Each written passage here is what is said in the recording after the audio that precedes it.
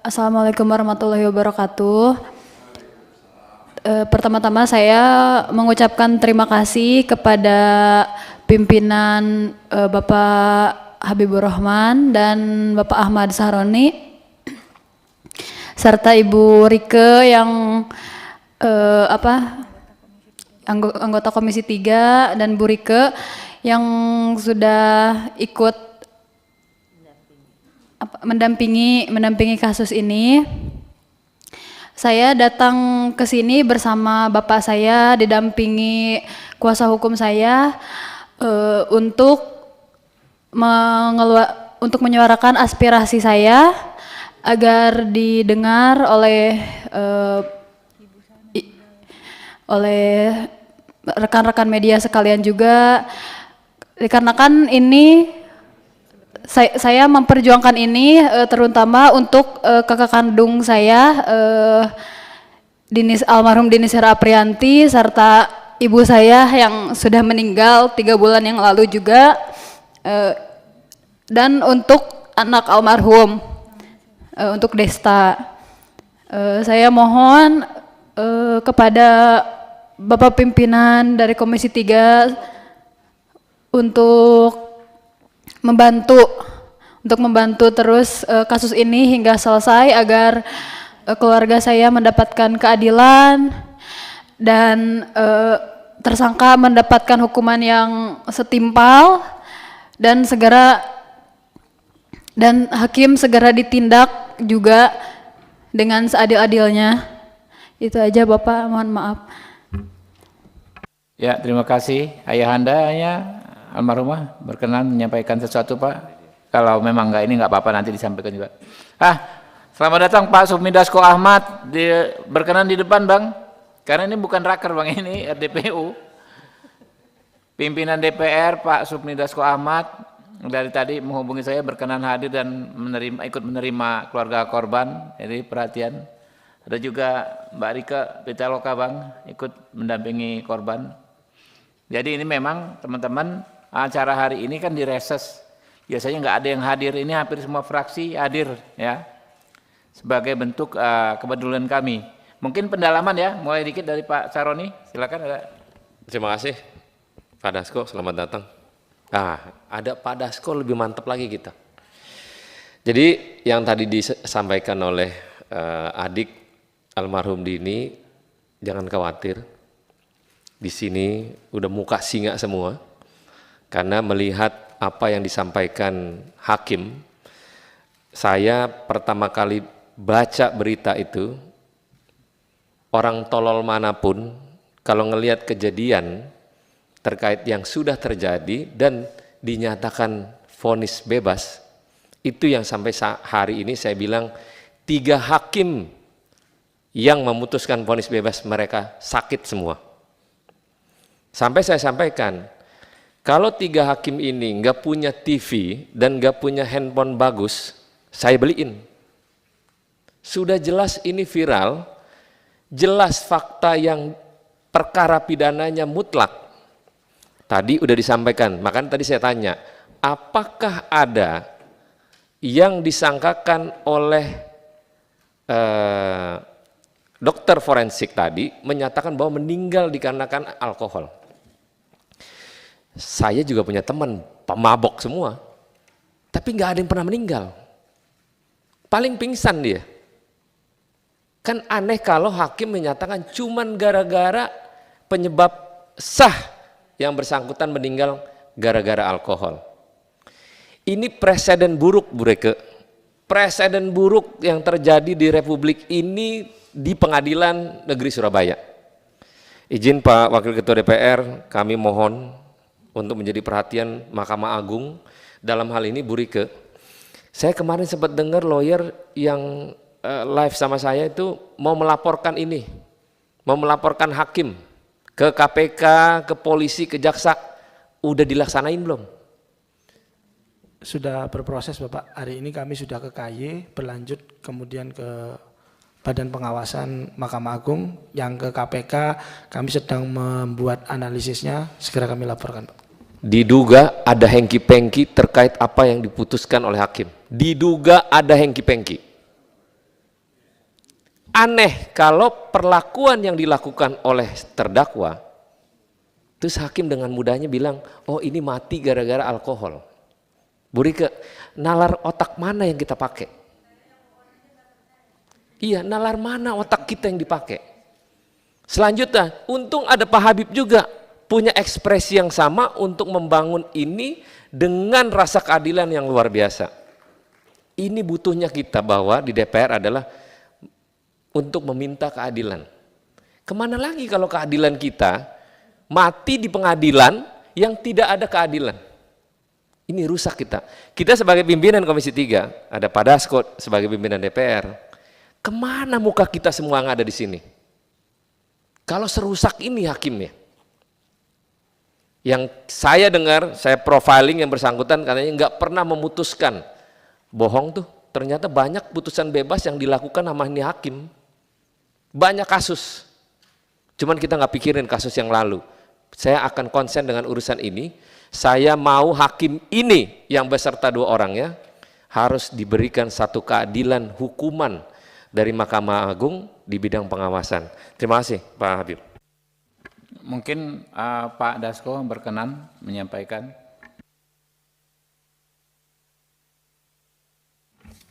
Baik, terima kasih. Assalamualaikum warahmatullahi wabarakatuh. Yang terhormat pimpinan Komisi 3 beserta kawan-kawan sekalian, keluarga almarhumah dan tim pengacara korban.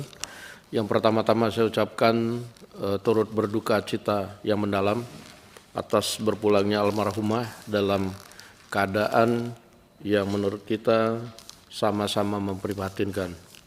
Yang kedua, terkait polemik ketidakadilan yang diterima oleh korban dan keluarga korban, tentunya kami dari DPR akan berkomitmen untuk mengawal dan menuntaskan masalah ini. Dan sebagai lembaga yang melakukan pengawasan terhadap lembaga yudikatif, kami akan melakukan hal yang terbaik yang akan bisa kami lakukan, dan kami berkomitmen bersama teman-teman di Komisi Hukum ini untuk terus mengawal sehingga korban dan keluarga korban dapat menerima hak dengan seadil-adilnya. Demikian lebih dan kurangnya saya sudah baca ringkasannya semua, mungkin sudah banyak yang dibahas, diulas oleh media, tapi lebih kurangnya bahwa apa yang disampaikan berdasarkan visum, et repertum dan dakwaan jasa serta keputusan hakim itu sangat bertolak belakang, dan menurut kita yang orang hukum ini adalah hal yang tidak masuk akal. Demikian sedikit dari saya, mudah-mudahan kita semua bisa mengawal perkara ini. Wassalamualaikum warahmatullahi wabarakatuh. Waalaikumsalam warahmatullahi wabarakatuh. Mungkin dari saya kiri, Pak Adang silakan. Assalamualaikum warahmatullahi wabarakatuh. Pertama, kami juga prihatin dan turut berduka cita kepada keluarga, dan juga terima kasih kepada kuasa hukum. Saya terus terang saja dengan membaca apa yang disampaikan kuasa hukum ini, saya sangat berkeyakinan bahwa masalah-masalah ini terjadi suatu hal yang tidak benar. Wajar kalau Komisi 3 akan melakukan pendalaman dan bekerja sama dengan mitra kerja. Jadi kalau pimpinan, apa yang tadi disampaikan oleh pimpinan saya tidak akan ulangi lagi. Yang penting semangat Komisi 3 untuk membangun rasa keadilan bagi masyarakat bangsa dan negara ini kita lakukan. Sekali lagi saya ingin mengucapkan terima kasih kepada kuasa hukum ya. Ini bagus sekali bahannya. Dalam waktu singkat kita mampu membaca apa yang sebenarnya. Ya, banyak sekali yang tadi disampaikan, masalah otopsi, masalah foto, dan itu sudah yakinlah kita. Nah, oleh karena kita ingin mendalami dengan mitra kerja kita untuk tadi bagaimana hakim tersebut harus dilakukan suatu pemeriksaan yang adil, yang kita ingin betul bahwa keputusan ini kalau untuk menurut saya dari hasil yang Anda laporkan ini udah tidak masuk di akal gitu. Terima kasih. Wassalamualaikum warahmatullahi wabarakatuh. Waalaikumsalam warahmatullahi wabarakatuh. Pak Heru, silakan. Terima kasih pimpinan. Assalamualaikum warahmatullahi wabarakatuh. Yang saya hormati pimpinan kita, Wakil Ketua DPR RI Pak Sufmi Dasko Ahmad, yang saya hormati pimpinan Komisi 3, rekan-rekan Komisi 3, yang saya hormati keluarga dari Saudari Dini, Ibu Rike Diah Pitaloka yang sudah mengawal rekan-rekan ada di dalam sini. Pertama tentu saya sampaikan turut berbelasungkawa, turut berduka cita kepada keluarga korban.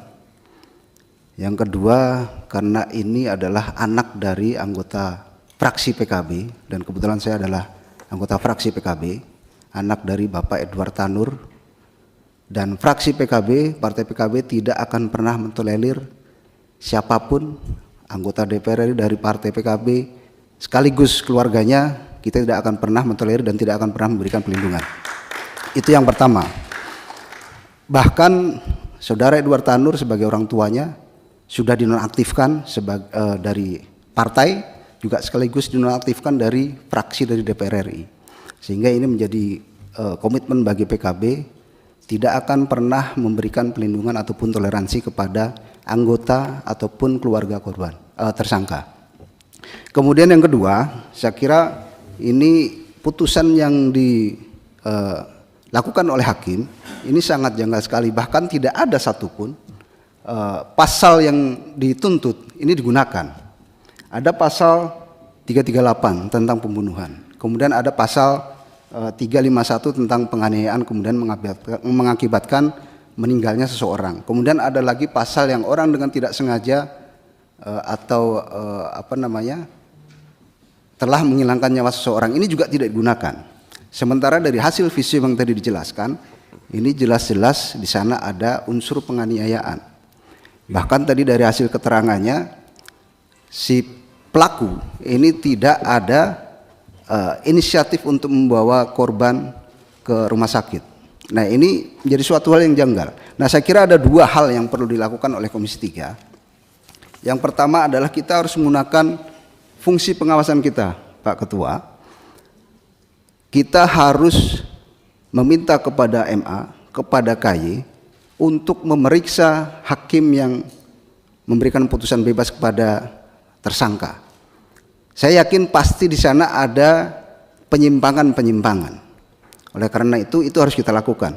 Kemudian yang kedua, kita juga harus mengawal langkah dari JPU untuk melakukan kasasi. Saya tidak ingin kemudian korban ini mohon maaf meninggal dalam keadaan sia-sia dan tidak mendapatkan keadilan. Sementara keadilan adalah milik kita semuanya, apalagi korban yang hari ini meninggalkan seorang anak, kemudian meninggalkan orang tua yang mungkin dia adalah menjadi tulang punggung bagi keluarganya. Nah, Ketua, saya kira ini kita harus tegas Komisi 3, kita panggil MA, kita panggil KY-nya, kita minta untuk periksa hakimnya. Kalau memang di sana terjadi penyimpangan, pecat hakimnya. Kalau memang kemudian ada pelanggaran pidana, pidanakan hakimnya. Ini tegas. Saya kira itu pimpinan. Terima kasih. Wallahumma muwaffiq ila aqwamit thoriq. Assalamualaikum warahmatullahi wabarakatuh. Eva, monggo. Assalamualaikum warahmatullahi wabarakatuh. Yang saya hormati pimpinan Komisi 3 dan seluruh anggota Komisi 3 yang hadir, yang saya hormati keluarga korban dan semua pendampingnya, termasuk Ibu Rike. Yang pertama tentu saya ingin menyampaikan turut berduka cita kepada keluarga dengan meninggalnya almarhumah. Tentu ini sebuah kejadian yang tidak mudah diterima oleh keluarga. Kami pun yang mengikuti dari media, mengikuti dari berbagai pemberitaan ini pun juga merasa berat sekali untuk menerima kejadian ini. Yang berikutnya, saya berterima kasih pada pimpinan Komisi 3 yang mengadakan RDPU ini dan kemudian mengundang kami anggota Komisi 3 dan tentunya pada pimpinan DPR Pak Sufmi Dasko yang telah mengizinkan RDPU ini dilaksanakan pada masa reses. Ini bentuk keprihatinan kami dan perhatian kami semua kepada masyarakat, dalam hal ini adalah keluarga, bagaimana seluruh masyarakat harus menerima keadilan hukum, karena tujuan hukum itu adalah kepastian hukum, kemanfaatan, dan kemudian keadilan itu sendiri.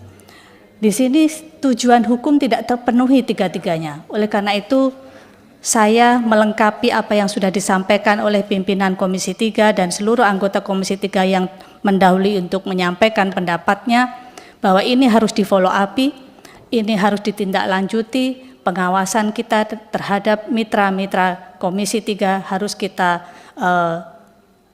tindaklanjuti dan segera kita jelaskan ini persoalan ini dengan sejelas-jelasnya. Yang berikutnya tadi pimpinan ada usulan untuk pencekalan, usulan dari keluarga untuk pencekalan pada tersangka. Saya rasa ini pun juga patut kita terima dan tindak lanjuti, mungkin sebagai salah satu hasil dari RDPU ini yang kemudian bisa dilaksanakan oleh pemerintah. Demikian yang bisa saya sampaikan. Wallahul muwaffiq ila aqwamit thoriq. Wassalamualaikum warahmatullahi wabarakatuh. Waalaikumsalam, ya Pak Santoso, silakan. Assalamualaikum warahmatullahi wabarakatuh. Pimpinan dan anggota Komisi 3 yang saya hormati, kuasa hukum dan keluarga dari almarhum Dini Sera Aprianti serta Bu Rike dan kawan-kawan. Dari apa yang telah disampaikan, saat ini kan di Indonesia ini sudah tren, no viral, no justice. Tapi nyatanya peristiwa yang viral ini tetap tidak diwujudkan juga justice yang harus dilakukan oleh para hakim. Dari kejadian ini menunjukkan bahwa jelas mafia peradilan di Indonesia bukan isapan jempol, tapi ini fakta. Sehingga saya berharap keputusan ini pasti tidak berdiri sendiri. Ada pihak-pihak yang ikut bermain. Itulah nanti yang menjadi tugas fungsi pengawasan Komisi 3 untuk melakukan ini. Di antaranya adalah kita harus mengusulkan kepada Mahkamah Agung melalui Bawas agar memeriksa para hakim di peradilan itu apakah yang diputuskan benar-benar sesuai dengan fakta di lapangan dan fakta hukum atau memang terjadi pesanan-pesanan, terjadi unsur mafia peradilan, akhirnya keadilan yang harus diwujudkan diabaikan oleh para hakim. Memang dengan undang-undang bahwa hakim itu memiliki independensi dan kemerdekaan dalam memutuskan sebuah perkara harus kita junjung tinggi. Namun fakta-fakta yang terjadi harusnya juga menjadi landasan hakim untuk memutuskan secara hati nurani dan berkeadilan. Sehingga yang berikutnya setelah kita meminta dari MA melalui Bawasnya agar bekerja secara profesional, kita juga harus meminta kepada Komisi Yudisial yang tadi telah disampaikan oleh Bu Rike, telah memberi juga surat permohonan agar memeriksa para hakim itu. Saya kira kita Komisi 3 juga harus mengingatkan kepada Komisi Yudisial secara resmi agar benar-benar memeriksa yang bersangkutan dan jika itu terbukti langsung memberi sanksi yang paling akhir, yang paling keras, karena ini telah menyangkut nyawa manusia dan kita lihat pelakunya bebas sehingga banyak persepsi di publik ternyata hukum ini memang tidak berlaku bagi orang-orang yang memiliki jabatan dan uang. Ini terbukti. Dan jika ini terus kita biarkan, maka keadilan di Indonesia tidak akan bisa dirasakan oleh rakyat-rakyat yang memiliki status sosial yang sangat rendah. Dan saya juga setuju apa yang diusulkan oleh Bu Rike, bahwa ada upaya kita juga untuk melakukan pencekalan terhadap yang bersangkutan.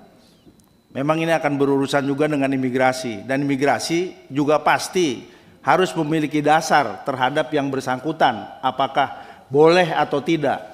Tapi menurut saya dengan kasus seperti ini harus ada extraordinary terhadap institusi negara yang memiliki kewenangan mencekal untuk melakukan ini. Harus ada keberanian. Tapi kalau perlakuan penanganan kasus ini secara datar-datar saja, saya yakin yang bersangkutan akan bebas melenggang meskipun telah melenyapkan nyawa seseorang. Itulah yang dapat saya sampaikan.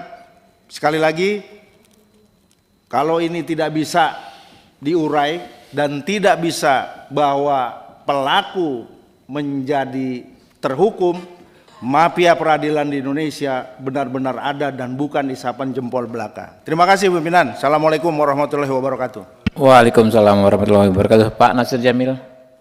Terima kasih Ketua. Assalamualaikum warahmatullahi wabarakatuh. Selamat siang dan salam sejahtera untuk kita semuanya. Saya dan kami semua tentu berduka cita atas meninggalnya Dini Sera Aprianti. Dan tentu kami berusaha dengan sebaik-baiknya untuk menindaklanjuti aspirasi yang disampaikan oleh keluarga dan juga kuasa hukum dan seluruh masyarakat Indonesia yang bersimpati dengan peristiwa ini. Sebelum saya menyampaikan beberapa hal, memang ketika rapat ini diketahui oleh sejumlah rekan-rekan media, mereka bertanya, ada apa dengan peristiwa ini? Dan siapa almarhum itu? Sehingga di tengah masa reses, Komisi 3 mengundang atau menerima keluarga korban dan kuasa hukum korban. Dan rapat di masa reses itu harus mendapat persetujuan dari pimpinan DPR RI. Kita lihat tadi Wakil Ketua Pak Dasko hadir, itu menunjukkan bahwa rapat ini memang disetujui oleh pimpinan DPR. Dan tentu saja mereka bertanya juga, ya, seberapa penting sebenarnya pertemuan pada hari ini. Saya jawab, karena mereka bilang peristiwa ini juga barangkali terjadi di belahan sudut lainnya, cuma tidak terekspos, ya, dan menimpa orang-orang yang tidak berdaya. Saya bilang begini, sebenarnya karena pelakunya adalah anak seorang anggota DPR, yang seharusnya tidak melakukan itu. Dan anggota DPR itu satu gedung dengan kami. Nah, karena itu perlu kami untuk menerima, ya, keluarga korban, kemudian juga kuasa hukum korban, ya, Bu Rike dan koleganya, ya, untuk memastikan bahwa seperti yang dikatakan oleh Pak Heru tadi, bahwa meskipun ini terkait dengan seorang anggota DPR, Komisi 3 tetap ingin menindaklanjuti aspirasi keluarga korban. Dan mereka juga bertanya, ya, ada apa semua ini sehingga membuat seorang Ahmad Saroni begitu mengecam keras, ya, putusan hakim tersebut. Bapak Ibu sekalian yang saya hormati, ya, kalau kita merujuk kepada pasal 183 KUHAP, ya, itu jelas hakim itu, ya, ketika memutuskan minimal ya sekurang-kurangnya ada 2 alat bukti. Dan yang kedua, dia berkeyakinan bahwa terdakwa itu melakukan perbuatan itu, kan itu. Nah, pertanyaannya adalah mengapa hakim kok bisa mati rasa? Ya. Siapa yang, ya, mengganggu keyakinan dia itu? Siapa yang merobohkan keyakinan hakim itu? Apakah tadi disebut-sebut ada mafia, ya, yang merobohkan keyakinan hakim bahwa semua alat bukti sudah ada sebenarnya. Bahkan visum et repertum itu juga sudah disajikan. Tapi kenapa kemudian hakim seperti mati rasa, ya, yang tidak punya perasaan ketika memutuskan perkara ini? Nah, itu yang kemudian dikecam oleh banyak orang, ya, sehingga kan orang berspekulasi apakah karena dia anak seorang anggota DPR, kan gitu? Kan itu spekulasi yang berkembang di tengah masyarakat, sehingga kemudian dia, ya, dibebaskan. Ada apa dengan hakim tersebut? Ya, kenapa dia mati rasa? Kenapa keyakinannya itu roboh, bukan goyah, roboh, ya. Karena kalau merujuk kepada pasal 183 KUHP kita. Dan di 184 itu sudah ada alat-alat bukti ya yang diatur dalam pasal tersebut. Nah, sebenarnya visum et repertum ini juga sangat-sangat membantu hakim sebenarnya.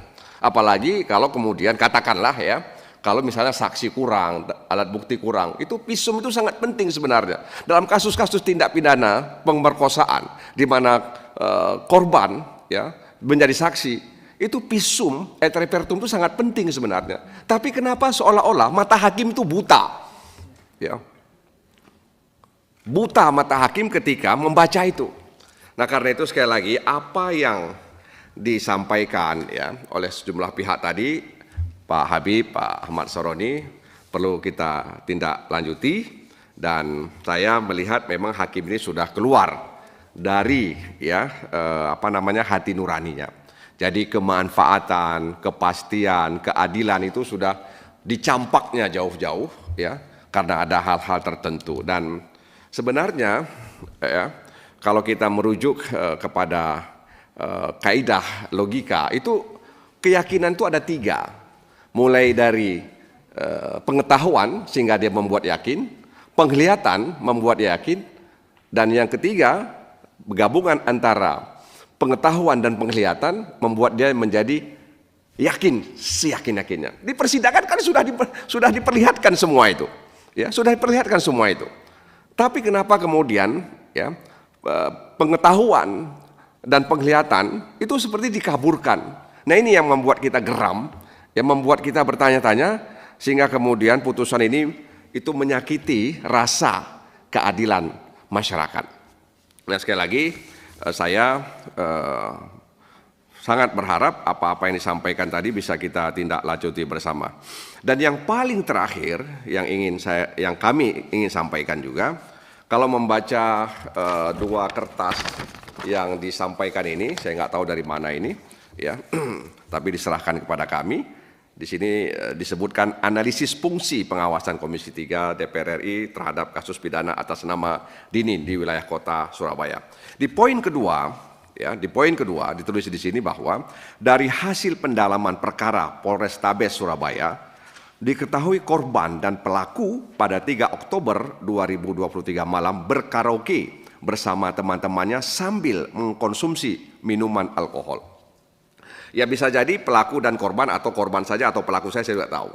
Tapi terlepas apapun motifnya, apapun latar belakang yang melatar belakangi kejadian itu, maka saya juga berharap kepada rekan-rekan agar inisiasi DPR untuk membentuk larangan minol itu terus kita lanjutkan, karena hari ini mengalami kebuntuan, ya. Karena memang tujuan kita membentuk larangan minuman beralkohol itu untuk melindungi masyarakat dari dampak negatif minuman beralkohol tadi itu. Jadi sekali lagi saya tidak mengatakan bahwa lalu kita benarkan, tidak, tapi apapun latar belakang yang melatar belakangi peristiwa ini, putusan hakim itu tidak bisa kita benarkan. Ya, putusan hakim tidak bisa kita benarkan. Nah, sekali lagi saya berharap kita semuanya ya bisa membantu harapan keluarga korban menindaklanjuti apa yang mereka inginkan sesuai dengan tugas dan fungsi serta kewenangan yang dimiliki oleh DPR. Saya percaya ya Pak Habib, Pak Ahmad Saroni, apalagi Wakil Ketua kami Pak Dasku punya perhatian dalam kasus yang menimpa almarhum Dini Sera Aprianti. Mudah-mudahan Allah Subhanahu wa taala mengampuni kesalahan dosanya. Allahumma ighfir laha warhamha wa'afiha wa'fu anha. Assalamualaikum warahmatullahi wabarakatuh. Waalaikumsalam warahmatullahi wabarakatuh. Mungkin ini sebagian besar sifatnya dukungan ya, Pak kuasa hukum dan keluarga. Jadi bukan bersifat pertanyaan. Mungkin kita bisa langsung ke draft kesimpulan. Bisa dibuka kesimpulan. Ya, ada yang membacakan? Pak Heru?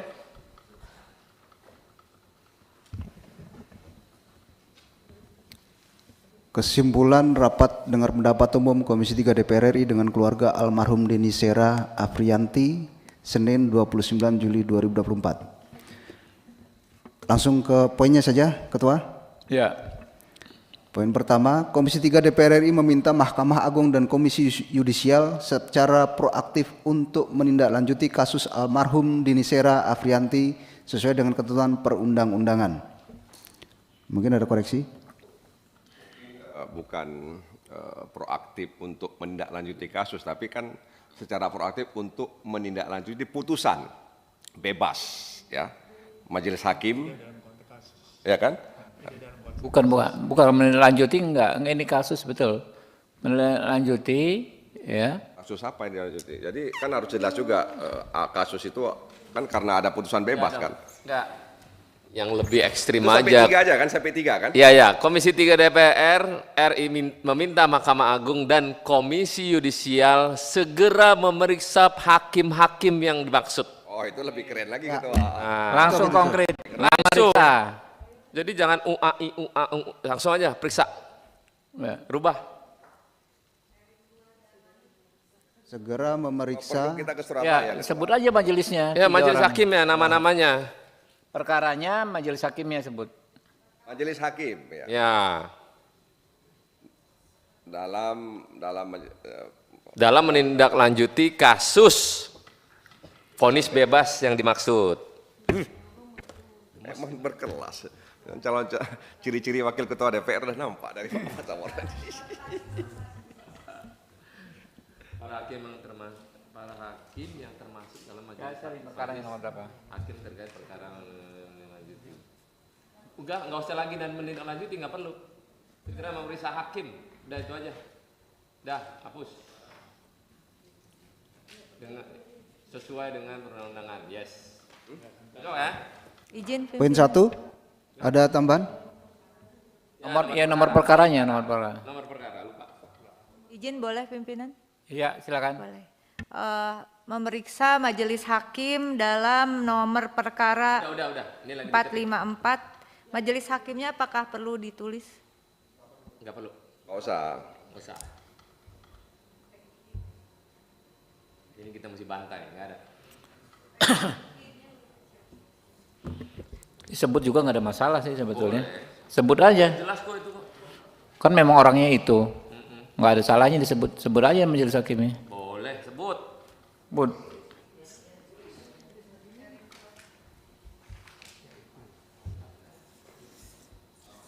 Oke, yang nomor 2, Komisi 3 DPR RI meminta Jaksa Agung untuk mengajukan kasasi. Langsung aja. Nggak usah upaya hukum lagi. Hah? Nomor perkaranya 2024 Bapak. Jadi Oh, 2000. Oh, salah. Oke. Makanya nama hakimnya sebut nanti ya sambil diketik ya. Guys, yang tukang ketik tuh nama hakimnya tuh. Kita bahas Komisi 2 tapi yang tukang ketik nama hakimnya tuh.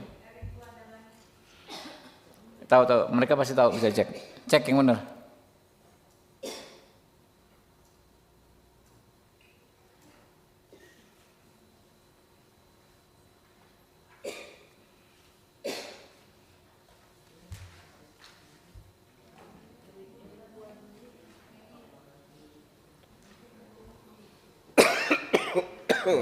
Gua ngomong komandan sebentar. Dah, yang kedua tadi langsung aja. Untuk Jaksa Agung untuk mengajukan kasasi. Nggak boleh Pak. Nggak boleh Pak. Alasannya. Dah. Erin, oh, oke.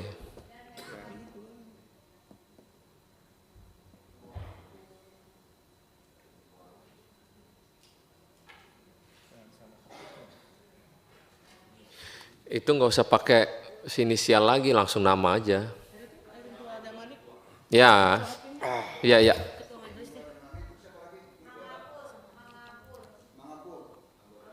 Anggotanya.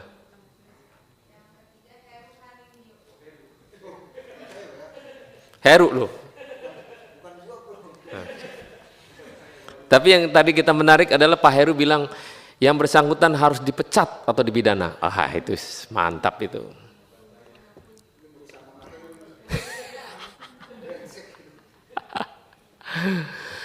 Anggota Mangapul. Heru Hanindio. Heru Hanindio. Mangapul itu aja cuma satu kata namanya. Dah. Mangapul apa ntar dulu? Itu nggak mungkin. Nama Mangapul biasanya ada belakangnya tuh. Mangapul doang.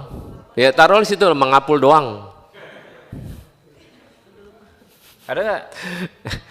Udah. Oke, yang kedua tuh Heru. Komisi 3 DPR RI meminta Jaksa Agung untuk mengajukan kasasi dengan memori kasasi yang kuat sesuai dengan tugas dan fungsinya serta mengajukan pencekalan terhadap saudara GR kepada Kemenkumham sesuai dengan ketentuan perundang-undangan. Enggak usah inisial itu GR, langsung nama aja. Grigoris Ronald Tanur.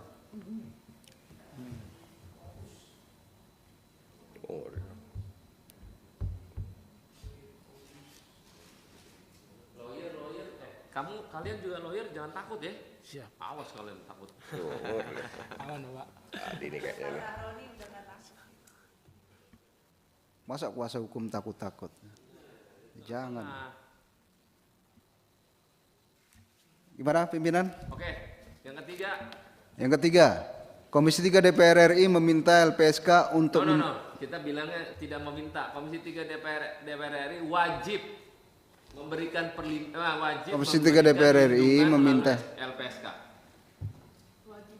Wajib. Bukan meminta lagi. DPR RI wajib memberikan perlindungan. Coba narasinya coba.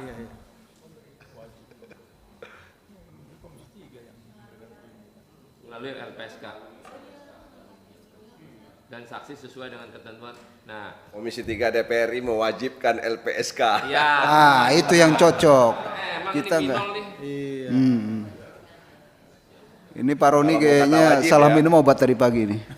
Kalau mau wajib. Ini dia bukan sunat ini ya, wajib.